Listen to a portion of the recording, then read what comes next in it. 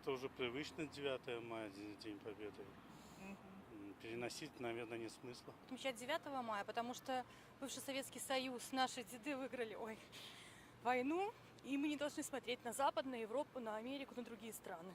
У нас так какая-то уникальная традиция есть, небольшая. Ну, это как бы мы этот праздник заслужили, исторически очень сильно. Если мы отмечаем 9, значит все должны 9, а не мы 8. Нет, я за 9. Сын фронтовика, по-моему, не надо ничего больше добавлять. Это был всегда праздник, он и есть. Я считаю, что в принципе этот праздник должен быть 2 дня, чтобы люди могли нормально отдохнуть, себя чувствовать. А так это получилось, что это и не туда, и не сюда. Думаю, мы как бы привыкли 9 мая отмечать. Я больше склоняюсь к 9 мая. Хоть даже и было подписано 8, как-то традиция уже сложилась. На самом деле вообще не принципиально, когда его праздновать. Я думаю, стоит создать вообще отдельный праздник, который будет посвящен всем людям, которые прошли военные конфликты.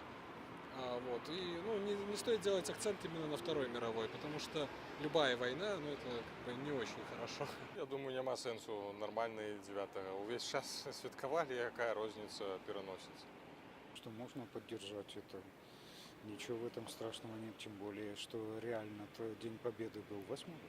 В принципе, тоже неплохо. Все равно продолжение будет и 9-го. Правильно? Отрицательно отношусь. Европа никакого отношения к этому не имеет. 9 мая – это день победы Советского Союза. Против этого лично, категорически. Я тоже против. Категорически против того, чтобы... Отмечали 9-го. Известие о победе, о подписании капитуляции пришло ночью с 8 на 9 в Москву. И это традиция, и не важно, что ее установил Сталин. Традиция, привыкли мы 9 отмечать. Чего там переносить, суетиться. Россия это празднует 9 числа. И мы, наверное, как-то ближе к ним. Мое мнение, мне так кажется. Зачем нам Западная Европа? Добра ставлюся да гэтага, чаму не. Я тут лічу, нічога дрэннага ў гэтым няма. Ды няхай будзе і 8 і 9, таму што, як вы ведаеце, чаму 9 адзначаем? Таму што из-за розницы у часу. 9 мая, наверное, это уже какая-то традиция, и, на мой взгляд, не совсем, наверное, это будет как бы для большинства населения как бы, привычно как минимум, да, то есть как всегда это был день именно 9 мая.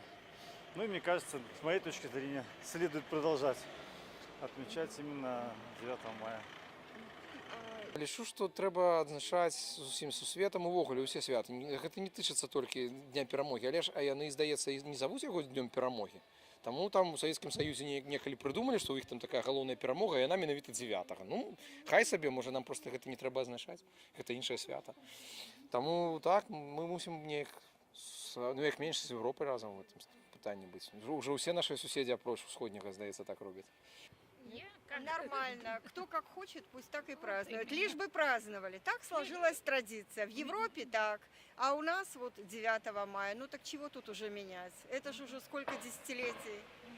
Лишь бы праздновали, лишь бы помнили. Пускай. Вот это самое главное.